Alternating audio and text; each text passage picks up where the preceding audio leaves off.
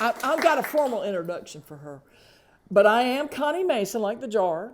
I'm a native of Carteret County, and I worked as an oral historian, a folklorist, a singer-songwriter for the National Park Service, North Carolina Maritime Museum. I've been a children's librarian for Cherry Point Naval Base and Webb Library, and I've packed fish, and as a teenager, I worked in tobacco. Apparently, I can't keep a job. So I have performed in many venues, including the 2004 Smithsonian Folklife Festival in Washington, D.C. I was a recipient of the Brown Hudson Folklore Award from the North Carolina Folklore Society for my work in Eastern North Carolina. I have recorded 3 CDs, and hopefully, God willing, there'll be another one. The 3 CDs are Calico Creek Waltz, Christmas Quiet Harbors, which your song is on, and Bogue Sound Watermelon Blues, which I can't play that one anymore.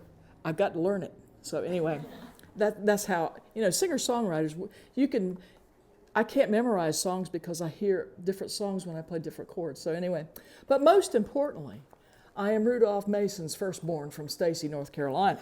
All right. Yeah, that's their Uncle Rudolph.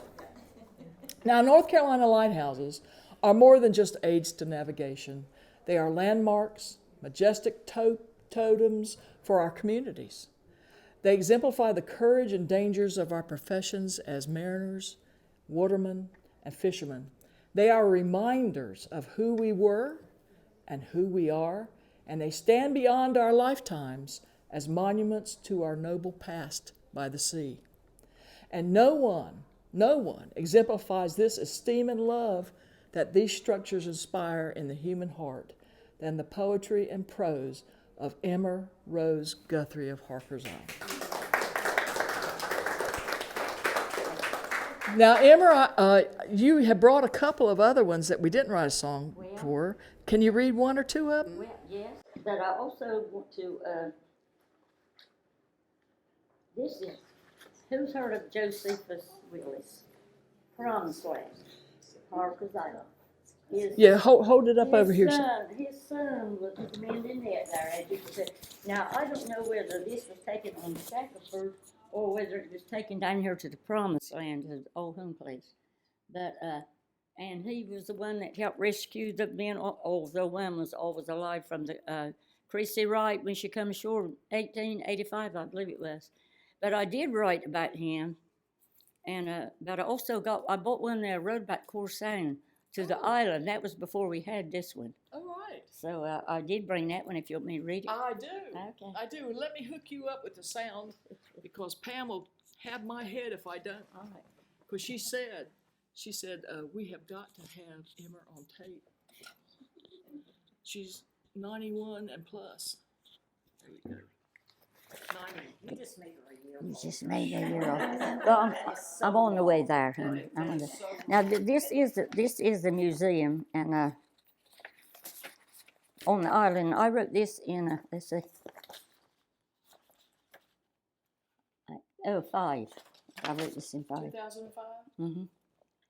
And I put it in Corsound Museum, July 29, 2005, in memory of David Lawrence, because he was mainly the first one that ever helped start that. I think there was about 5 or 6 of them.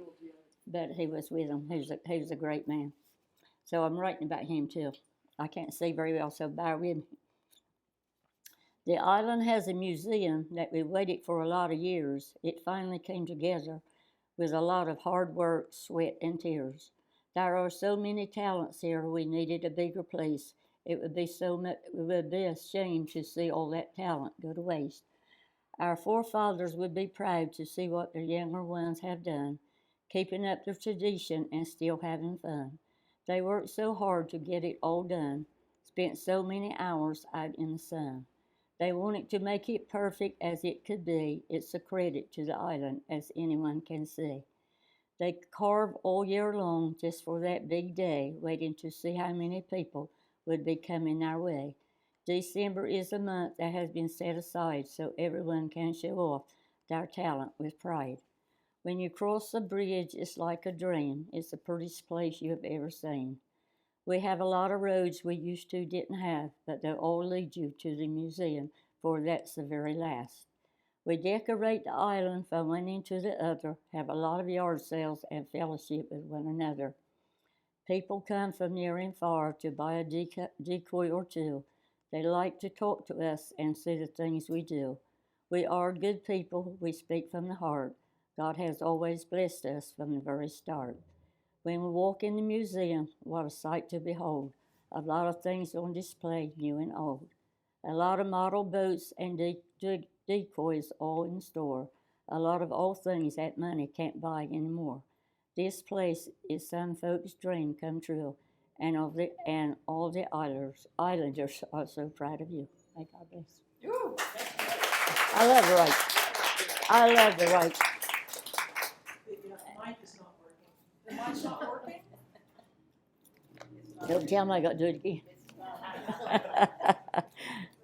Let's see. Well, I thought Pam came in here and turned it on. I just called Pam. It's not an amplifier. It just goes to the video. Yeah, okay. Is that what it is? I mean, so you got to speak up a little more later. Big amount as I got, you didn't hear me. All right. I will. It's okay. It's I'll do. okay. I can do it louder. Could you The hear? mic is on, isn't it? Yeah. Okay. It's on. Yeah. Okay. Could I read one about the Cape and the banks? Recording into a device that's not projected. Okay. Okay. Okay. Let me ask you one thing before you read that. I know you were born in 1933. Is Yeah. that right? Mm. Was that before or after the hurricane? I think that I has. was I was 5 months old in the 33 storm, we called it, September storm, or 33. I was 5 months old in that. My mother said I never slowed down no more. That's great. But anyway, that's when it separated the Cape. That's the storm that separated the Cape from Shackelford That's right. and opened up Bard's Inlet. Yep. Yep. But this is the banks and the Cape. Okay.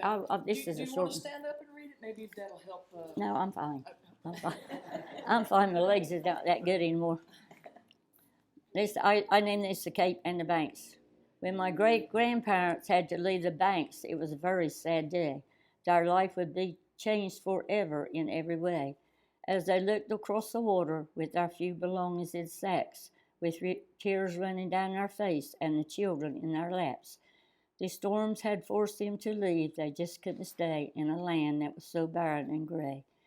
They looked and saw a little island that was not too far away. Maybe this was a safe place for them to stay. As they got in their skiffs, that's what we called it then. As they got in their skiffs and pulled away, they had one thing to be thankful for. God had given them a pretty day. As the island grew near, it was a beautiful sight to see all those trees that would protect them in the night. All the other families followed one by one, bringing all their belongings while the children were playing and having fun. They thought it was exciting to running up and down the shore, playing tag and swimming, and a lot more. Soon the waterfront became a little village. They soon had a church, post office, school, and even a store. They gave the island a name from the third man who lived on the island in the place that holds so dear. The first ones who moved here are not here anymore. Most of them are up in heaven on God's golden shore. We wish to thank them for moving to this island of paradise and for all the memories and legacy they have left behind. That's great.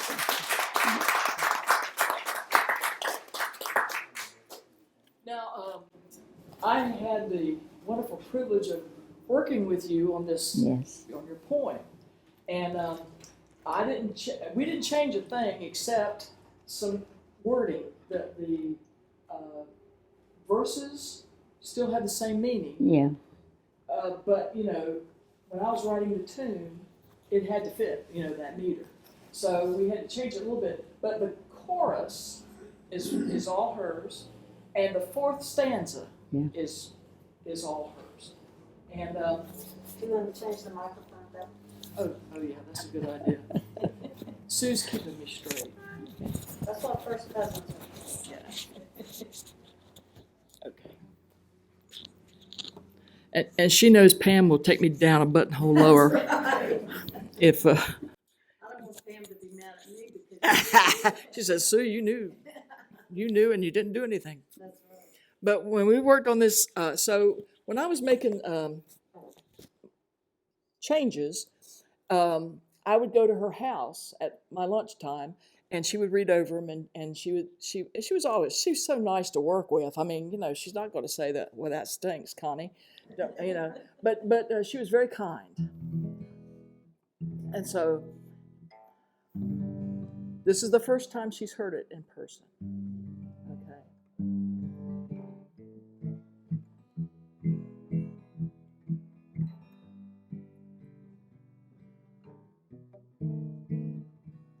Our old lighthouse stands so tall, watching over us, one and all.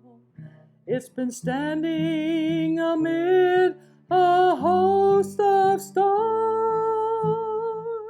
and is a dear, dear friend of ours, and is a dear, dear friend of ours.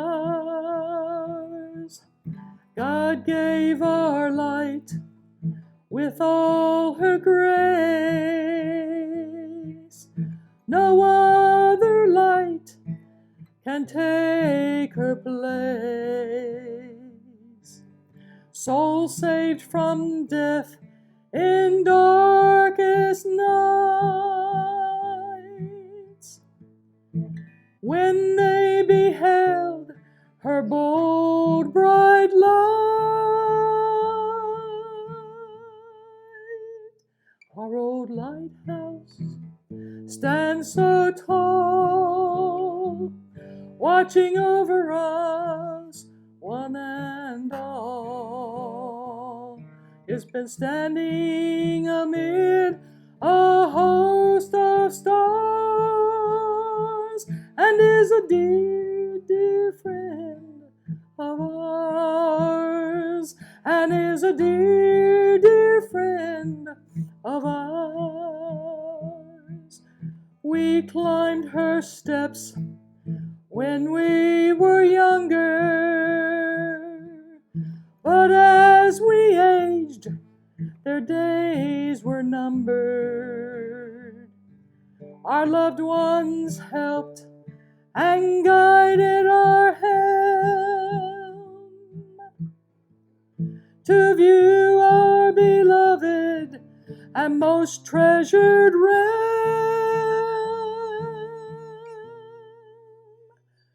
Our old lighthouse stands so tall, watching over us, one and all. It's been standing amid a host of stars, is a dear, dear friend of ours, and is a dear, dear friend of ours. We climbed her steps when we were younger, but as we aged, I think this is the second time you've heard this one,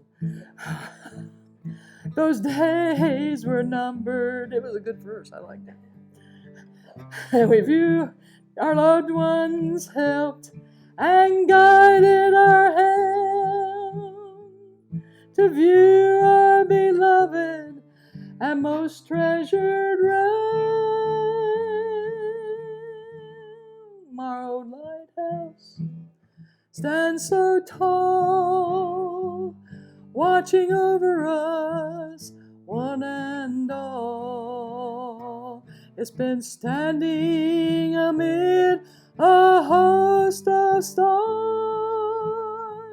and is a dear, dear friend of ours, and is a dear, dear friend of ours. Surveying the waters, I love the blue sea. So many memories come back to me. I see all my friends as we were then, with grateful tears wiped away by the wind. Our old lighthouse stand so tall, watching over us, one and all. It's been standing amid a host of stars, and is a dear, dear friend of ours, and is a dear, dear friend of ours.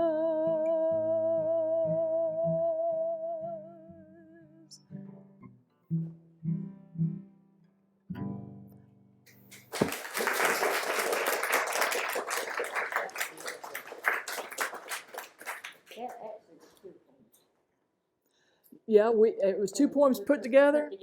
Oh well, you didn't tell me that. Wow, I'll be doggone. Well, listen, have you got another one to read? Yeah. Okay. I wanted to read about my grandfather, Josephus Willis. Oh, You know, yes, please. He lived right here in the Promised Land, right down here, and his house is still there. Barbara's from the Promised Land. Anybody else here in the Promised Land? Yeah, I'm in your line. Josephus is also. Oh, my you see? great-grandfather. Okay. Well, I also got one about David Youmans. Who knows David? Everybody knew David Youmans from the island. And he worked with the county. He'd done everything. But anyway, he was a great historian himself. Now, he was my cousin, and he was Josephus's. He was my great-grandfather and David. So I have one by him. If I get a chance, I'll read that later. But I do want to read this because he did become famous. Yes. Yes. Do I need it? Oh. Oh, I've got some other stuff written. Hold on. I had to say that now. I got those. Well, I'm related to the Willises. My mother.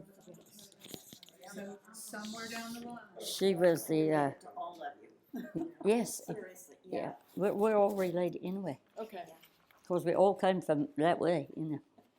So this is about who now? Josephus, the one I just showed you, the famous, what I do with this picture? Red Oar Cruise? Red Oar whaling crew, yeah. And the reason that they had the red oars, because when they would kill the whale, he was actually the captain. I think he had 5 sons. I don't think he had a daughter. No, his wife was named Rebecca. But his sons and his brother was the ones that rowed the dories, we called it then, out. And he was the one that they made their own harpoons. Josephus was the one that would throw the harpoon, and they said he was just as accurate. He could put it down his back, right in his heart. And his brother was the one that stirred the boat to the stern with that stick thing or whatever it was they had back then. The rudder, yep. But this is the Chrissy Wright after she came ashore. Now this is her skeleton when she was just beat all to pieces. But I got some of this wrote in this. This was 1886 that she came ashore January the 11th. A freak storm came up from time, and I knew right where she came ashore because we got a stake there. I didn't put the stake there, but somebody's put that stake there. I had a cabin over there to Shackelford, and it was just right down from where my cabin was at, on the beach side. That's where they were born and raised. I say when I go over there, I feel like I'm walking on holy ground. I love it over there. I've lived over there all my life, too, to the Cape there all my life. Because my grandmama's house was to the Cape. My daddy was over there. My daddy was, I reckon he was 16, 17, 18 years old before they ever moved to the island from the Cape.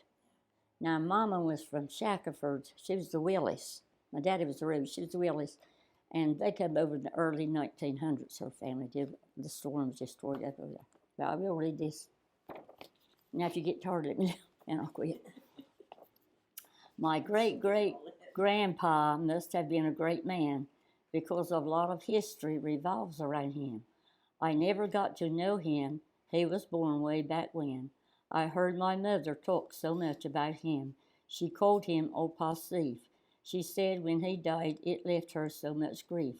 The Willis family was born and raised on Shackelford many years ago, but his name is still talked about. He must have been loved and respected so. When they left the banks, they all went to and fro. Some went to the Promised Land, Soldier Path, down east, but most came across to Harker's Island. They all jumped in to help one another and lend a helping hand. They have read and heard that he was a captain. I have read and heard that he was a captain of the Red Oar whaling crew. That as a young lad he helped capture a big whale. That is why that's what they were taught to do. One was named the Mayflower. It was caught May the 4th, 1874. I just bet that was one happy crew. That everyone rejoiced, let's say, everyone rejoiced up and down the shore. The night that Christy Wright came ashore, Grandpa Seif was all ready to help, but things looked pretty gloomy. It was freezing cold and windy. Villagers knew they could not help until daylight, but they built fires up and down the shore. They prayed and prayed, wishing they could do more. The crew of the Christy Wright were so brave, but they lost their lives when the ship hit a big wave. They tied themselves down and froze to death. Only one young man out of 7 was saved. Thanks to Grandpa and the Red Oar crew. They did everything they could. The women nursed him back to health, sent him back home to Virginia. That was his home. Now Grandpa has gone down in history books as a great man. He is buried in Bayview near the Promised Land, with his sweet wife Rebecca laying by his side. He loved her so much since the day she had become his bride. I searched for his grave a long, long time, until one day I talked to a friend of mine from the Promised Land. He told me where I could find my grandpa's grave. That's true. That's very true. Now, you were going to tell us why they painted the oars red. Yeah, oh yeah. When they killed the whales, they would hold up their oars so the ones on the shore could see them, to let them know that they could start boiling the water and getting prepared to clean them, and they would save the oil. In fact, my grandfather was one of the first ones that lit the lighthouse with whale oil. Every day he toted those 255 steps, 200 something steps anyway, all the way up with that oil to light that lighthouse so the ones out at sea could see it. Anyway, I'll finish reading now. Just a walk with history book. Yeah, I am a historian on the island, and church history, and I love history. I was so excited I could hardly wait to get to the old cemetery. Although it was getting late, my daughter Brenda went with me. We started walking around so many graves. I told her it would never be found. After a while, she hollered and said, "Mama, I have found it," and we were so glad. As I looked at his and Grandma Rebecca's resting place with the old wooden headstones, then I became very sad. The words were hard to read. They were 2 oars crossed. It was hard to believe. I cried as we took the pictures and wrote down what was engraved. Josephus Willis, captain of the Red Oar crew. I was filled with so much pride. I do have a picture of him that I will treasure until I die. I know that he is a Willis because of some of the boys in my family look just like him. That's true. I also know that the Willises were smart, clean, and helpful, and also very loving. I think I might have got the love of writing and reading from his side of the family tree, because there were others who liked to write and read like me. I am looking forward to see some of the family I have never seen before. I did get to meet my second cousin, Eloise, and her husband, Bill Collins, before they went to Heaven Shore. I knew that Grandpa Seif would be happy that we are keeping his memory alive and that this generation still thinks of him with love and pride. And other memories. You like it?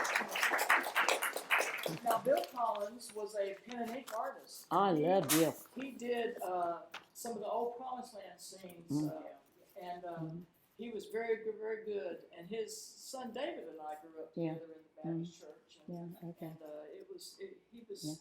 And if you find any of his prints, I got one. He done my house to He did your Shackelford. house to Yeah. Shackelford? Oh my Yes, gosh, he did. Yeah. I'd love to see I that. love Bill. Yeah. And Eloise. Eloise, I mean, you could still, like I said about my brothers, the Willises were kind of short, and they had that, like, sandy hair, like, They were very smart. They could sing. They could do just about anything. And That's now good that to was my have. mama's side of the family. My mama, oh, my mama's a great lady. I never did introduce myself. Mama's family. Well, Tell I you where I said come you were from. Emmer, so that. Well, I know. That I, well, listen. Tell me about your father and mother. my mother came from Shackelford. My daddy came from the Cape. I said he just swam across. But she moved to the island before he did. They just played together as kids, that way. But after my mama's, like I say, she was at the island long before Daddy was. And my grandmama's house was right down the road from the lighthouse. And oh, you know what? Mother's Day, I tell my kids, I say, Mama, we know what you want for Mother's Day. You don't go to Cape on Sunday because you're a church-going woman. We just go to church first. But we still go in that hut village, we called it, where my grandmama's house was at, and we have a picnic. Now, they tore all the ones that goes on the left side of the road, they tore down as you're going in. But the ones on the right, they kept 7 or 8 of them. They gutted them inside, but they kind of remodeled them outside, So, but there's a lot of memories in there, and it's beautiful in there. And What about your daddy? my daddy was a Rose. The Roses where the music came from, you know the truth. They were my Rose family, very musical, and they were carpenters, mowed my land. They built yachts. I've written all over the world now. They were the Rose Brothers Boat Works. Anybody knows from way back. The older ones are dead now. Right now, my grandsons could be able to boat. I don't know as I couldn't, to tell you the truth. I helped them anyway. But anyway, I grew up on that little island. I loved it. But most of the time, when my young ones got I had 3 girls, Brenda, Cindy, and Judy. When they would get out of school, come March, I couldn't wait for school to get out the weekend. We'd go to Cape. A friend of mine had a cabin over there, and he would let us stay in it all summer long because he just used it in fall fishing. And he said, well, I knew you were going to fix it up anyway, take care of it. But we loved it over there. And then one of the storms come, I don't know, I think it might be one named Isabel, and it just floated right out to sea. It was right on the other side of the old army dock. And that's when I got the one I bought that from Garland's aunt and uncle. They had got older and they couldn't. Garland was her husband. Garland Guthrie was my Mama, husband. tell them how many brothers and sisters you got, Yeah. and your and your mom and dad's name. Yeah, my daddy was Lester Rose. My mother was Christine Willis. I come from a family of 14 children, 9 girls and 5 boys. But there's 8 of us still alive. 5 girls and 3 So boys where are did you still alive. fall in the lineup? 5. I was number 5. You were number 5. Yeah, the first one died when she was 2. The epidemic come around in 1928, like we had COVID here, and she died. And then we had the twins, and then Fanny, and then Lee. But Fanny never liked the water like I did. Daddy said every time he went down to the shore, we lived on the waterfront, where Barber's Harbor is. Anybody knows where Barber's Harbor is? Well, that was our old home place. Daddy said every time he went down to the shore, I was already sitting in the boat waiting for him. That's true. I always was in that boat with my daddy. And the boys come later. Now you would say your daddy would be fishing all night, and then you would take the flounders and Oh, I would fish go to the sell them market for him. and sell them while The you fish guys house was was right up from our house, Lee's Fish House. And he would come in like the 4th day of the morning, and I'd take that boat, and I'd go up to Lee's Fish House and sell that boat so he could sleep. Many times. That's a good daughter, isn't it? Scallop in oyster. Oh, I was captain of the boats. Believe you me, honey, I can drive a boat. My daughter back yonder can drive a boat. But the women back then, they done just like the men, they were always separate. Well, we're going to... Oh, yeah. It's a good thing you're on duty. It's true. Okay, let's see. We're going to go from the sublime to the ridiculous here with a sea shanty about a lighthouse. And lighthouses were mysterious places. They were subject to myth and legends, and our lighthouse has its own myth and legends. One of the myths is the painters got drunk, and instead of painted the stripes on the lighthouse, they painted diamond pattern. But see, and they thought the diamond pattern should go up by Diamond Shoals, where the Hatter's Light is. And so that's the story, is the painters got drunk and mixed them up. But on the plans for the lighthouse, for the Cape Lookout Lighthouse, it says diagonal checkers. You're giving too much credit to the federal government that they would know one from the other. And so they were supposed to be there. So the diamond lady is right. That's correct. That's true. Yeah, that- And one of the most famous lighthouses is an English lighthouse. It's south of Cornwall, England, in the middle of the ocean. And it's on a submerged rock just below the surface of the sea. And there have been 4 towers on this rock from 1698 to 1882. It was called the Eddystone Light. And there was a song written called the Keeper of the Eddystone Light. Now, this light has been used for a metaphor in many pieces of literature. In fact, Herman Melville mentioned the Eddystone Light twice in Moby Dick. Now, our own Cape Lookout Light was featured in the opening and closing credits in a 1991 movie entitled The Butcher's Wife, in which Demi Moore, whom I loved usually, but she was supposed to be from Ocracoke, and it was the most horrendous Ocracoke brogue you've ever heard in your life.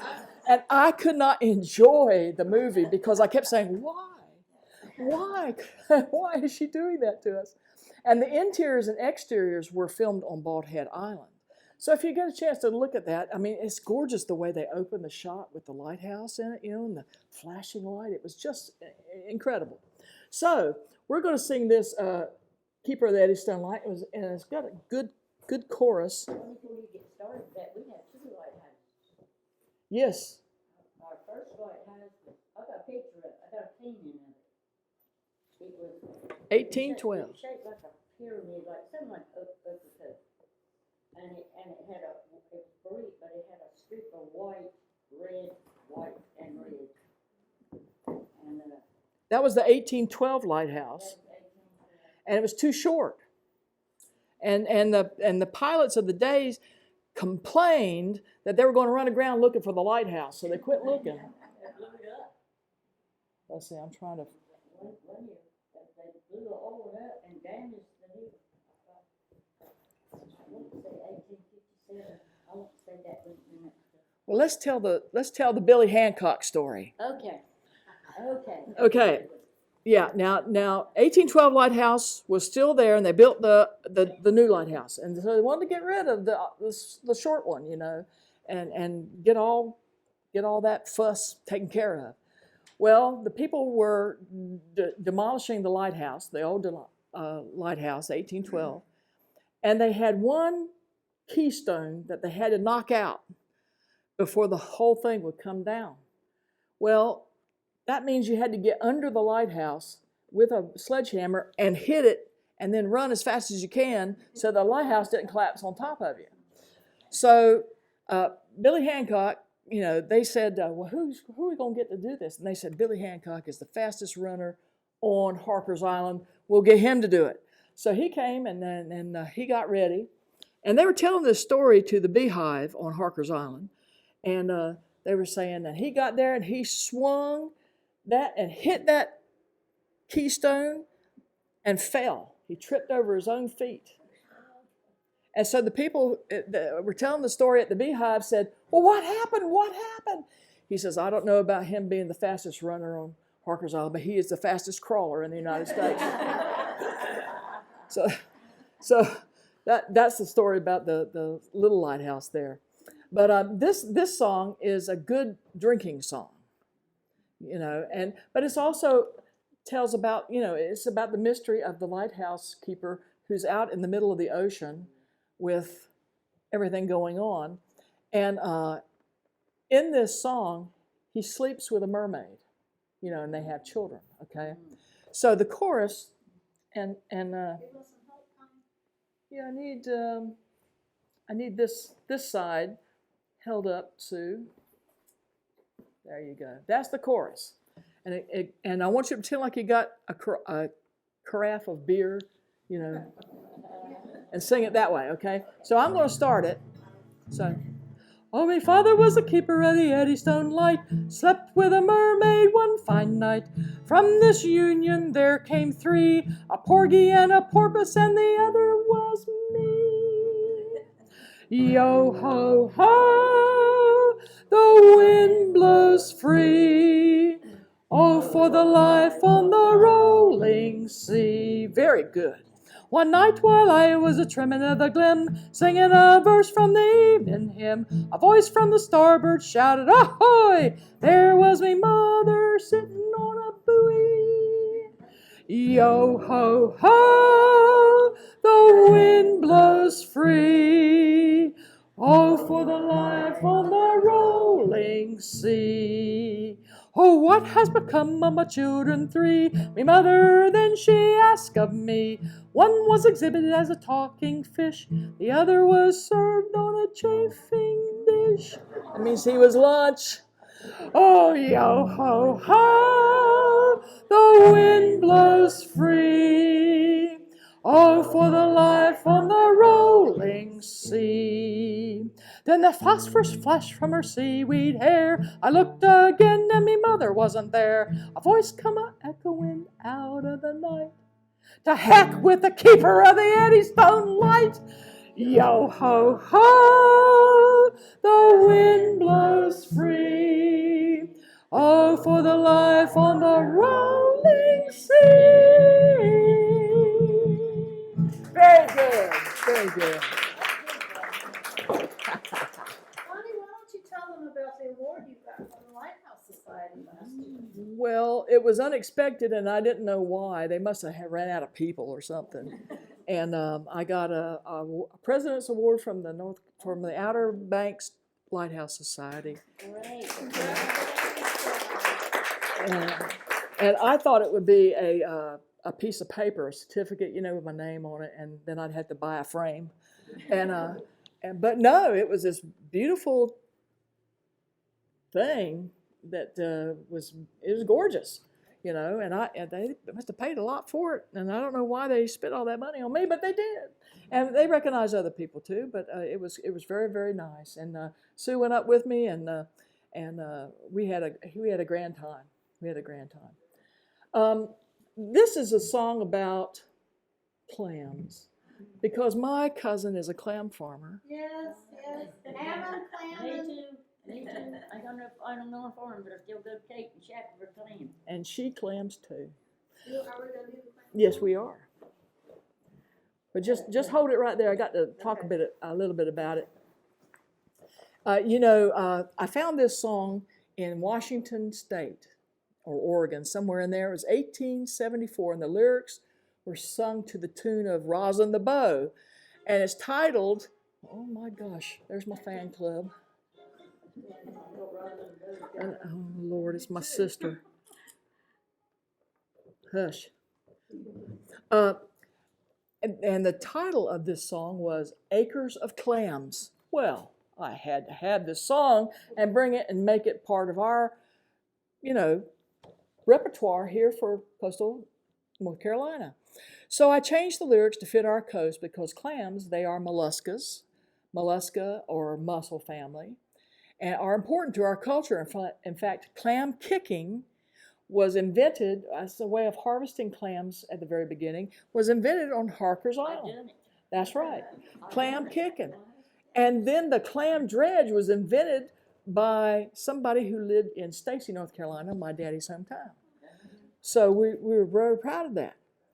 And in fact, baby clams, called seed clams, are transplanted by the fishermen into plots into the river bottom. You rented it from the state. Well, as I was reading some literature, I found, this thing about how human drugs were interacting with sea life. When you throw away your drugs, or put them down the toilet, or put them down the sink, they actually end up in the sea, and they affect the sea life. And but then I had a great tip for these clam farmers, because one of the drugs was the antidepressant Prozac, and it seems like the clams, when they start to reproduce like mad when given high doses of Prozac.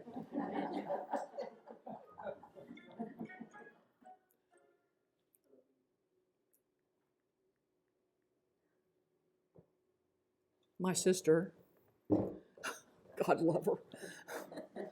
Okay, so it also proves that Prozac is an effective muscle relaxant. and also that you can be as happy as a clam. So anyway, here's the chorus. We're going to sing that, and I'll sing it through the first time, and then we'll sing it through the second time, then you sing with me. I traveled all over this country, hitchhiked it, trotted and swam, looked for my undersea heaven, surrounded by acres of clams. Here we go. Surrounded by acres of clams, surrounded by acres of clams. As I dream of that happy condition, surrounded by acres of clams. So rolling my grub in my blanket, I left all my tools on the ground. I started one morning to shank it for the place they call Bogancore Sound. Arriving flat broke in midwinter, I found the land shrouded in fog, all covered over with sand spurs as thick as the hair on a hog. Here we go. Surrounded by acres of clams, surrounded by acres of clams. As I dream of that happy condition, surrounded by acres of clams. I staked me a claim in the sand hills. I sat myself down to hard toil. For 2 years I waited and worked it, but only caught wooden decoys. That's a tribute to the Corsound Waterfowl Museum. From the state I rent Muddy Bottom to seed my clam beds galore. Playing jumpers came, I shot at 'em. They won't be back anymore. Surrounded by acres of clams, surrounded by acres of clams. As I dream of my happy condition, surrounded by acres of clams. I tried to get out of the county, but poverty forced me to stay. I married a native down easter, now nothing can drive me away. Has my sister got your number too? Lord have mercy. Now that I'm used to the climate, I think if a man ever found a place to live freely and happy, that Eden is Bogancore Sound. Surrounded by acres of clams, surrounded by acres of clams. As I dream of my happy condition, surrounded by acres of clams. Thank you, Mary Sue. Woo! Well, as I told you in the beginning, I used to be a children's librarian, and I wrote this song to support and encourage children because some of the kids that I taught or had in my classes weren't very supported, emotionally and everything. So I made this song up, and I heard it in my head as a call and response, and I want to record it using a children's choir to sing part of it. And I'll say children, and then they'll sing a part, and then I've got and if you want to join me in the last verse of it, I think you'll catch on. La la la la la la la la la la la la. You will never write a song unless you try to sing. You will never find yourself unless you try your wings. Flowers grow from seed with sunshine and some rain. If first you don't succeed, you must try and try again. You will never write a song unless you try to sing. You will never find yourself unless you try your wings. So flap and spread your wings and look up to the sky. You can do anything, be bold, like the dragonfly. Then the children would sing. We will try and write our songs and do our best to sing. We will sing to find ourselves and try our newborn wings. But catch us when we fall, praise us when we're good, help us climb big walls, bring peace to our neighborhoods. Then I'll sing. You will try and write your songs and do your best to sing. You will seek to find yourselves and try your newborn wings. And we'll catch you when you fall, praise you when you're good, help you climb big walls, bring peace to our neighborhoods. Sing it with me if you know it. We will try and write our songs and do our best to sing. We will seek to find ourselves and try our newborn wings. We will try and write our songs and do our best to sing. We will seek to find ourselves and try our newborn wings.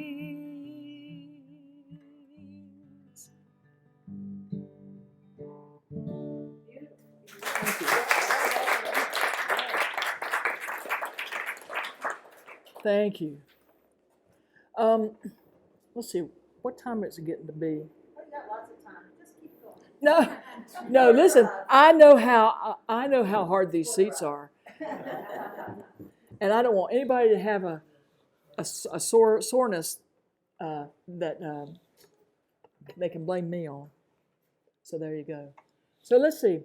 I want to sing this song because it was requested by Karen, and of course I don't think she's here now. But when I was doing oral histories with Cape Lookout National Seashore, my main topic was Portsmouth Island, North Carolina. How many been to Portsmouth? Some people. It's on the northern part of Core Banks, across from Ocracoke, Ocracoke, the village on Ocracoke Inlet. And people have been living there since 1753, and then finally in the 60s, the last residents had to move off, because it was becoming part of the park, and so they were trying to do oral histories with all the people that used to live there to talk about, how they lived and what they did and different things, different stories and things, and I got to be part of that. And it can be terribly invasive to somebody's privacy, to be an oral historian, because you're asking, where was the privy? And how did you take a bath? And this, that, and the other. And so Marion Gray Babb was one of the last of the three residents that moved off of Portsmouth. And Marion was a great friend to me because she ran interference for me. She told everybody that she knew that came off the island, talk to Connie, you can trust her. She's not going to write a book, not until they were all dead. And so, because it's a tribute to them, because there's so much there. It's very rich and very powerful. And so Marion, she went on trips with me to talk with people. We went to Ocracoke, and she introduced me to Elizabeth Howard O'Neill, who told me some wonderful things. And then we went to Hatteras and talked to Levin Fulcher up there, and he gave me one of the best stories from Portsmouth. And I'll tell it to you really briefly. There used to be a Marine Hospital on Portsmouth. Okay, the Marine Hospital, it was the first hospital building built to be used as a hospital in North Carolina. There were other hospitals in North Carolina, but they weren't built originally as a hospital. This hospital was built as a hospital, okay? And they had some great doctors at first, but then, it kind of got iffy. And Dr. Dudley, who was from, I think, Newbern, and some say he got his doctoring license from Montgomery Ward, but he was not so good. But anyway, Levin told about this fellow who was dying in the hospital, and he went to go see him, and he said, we'll just call him Julian. Julian, can we do anything to help you? What can we do for you? He said, when I die, carve 7 Ds in my casket. What? He said, carve 7 Ds in my casket. He said, well, I sure will, but why in the world why do you want me to do that? He said, it stands for Dear Devil, Do Decently Damned Dr. Dudley.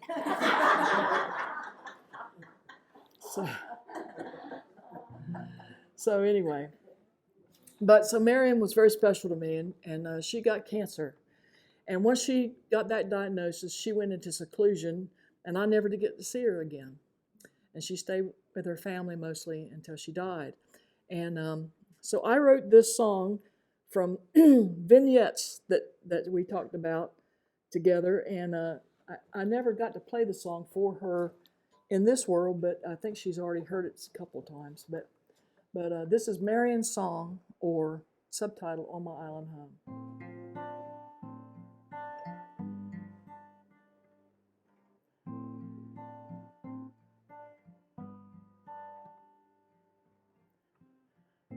I step back upon the shore, back to times and folks before, islanders and mailboat days, clear the misty haze of my island home.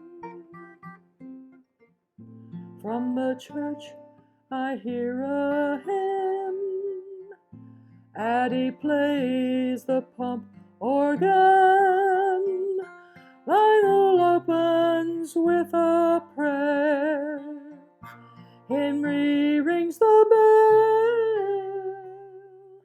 bell of my island home.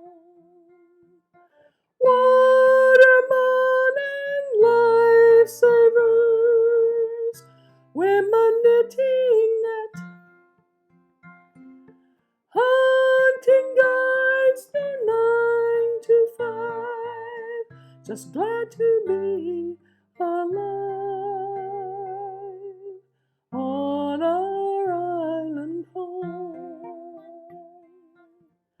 See Miss Annie's at her post, filing mail and greeting folks.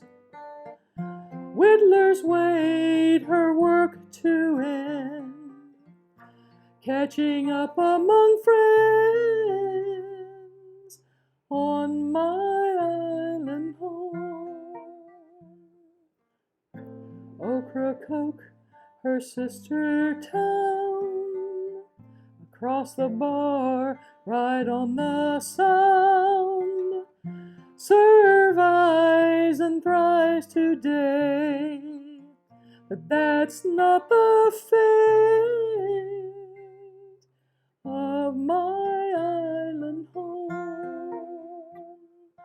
Portsmouth town will never die, and will seldom change.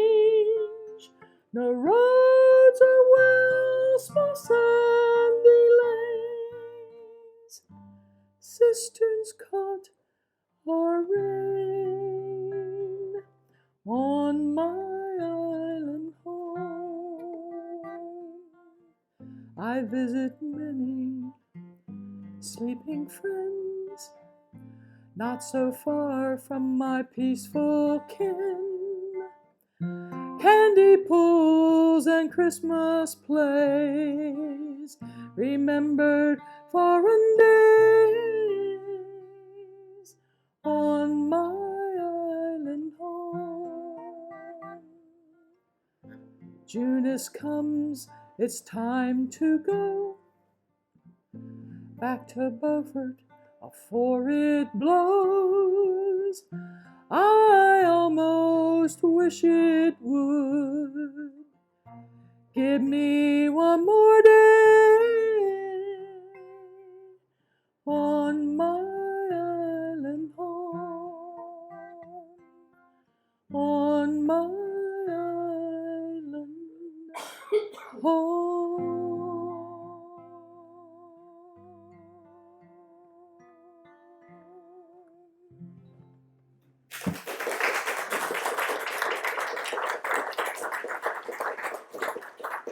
Thank you. And now, we've been waiting for this.